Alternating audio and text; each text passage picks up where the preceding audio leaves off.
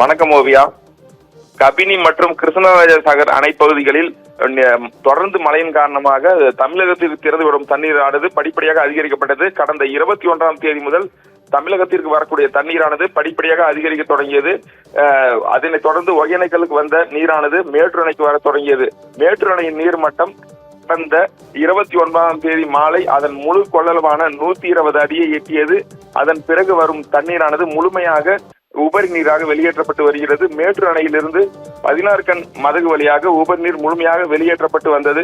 நேற்று இரவு 8 மணி அளவில் மேட்டூர் அணைக்கான நீர்வரத்து 31,624 கனஅடியாக அதிகரித்தது. அதனைத் தொடர்ந்து இரவு 11 மணி அளவில் மேட்டூர் அணைக்கான நீர்வரத்து 40,000 கனஅடியாக அதிகரித்தது.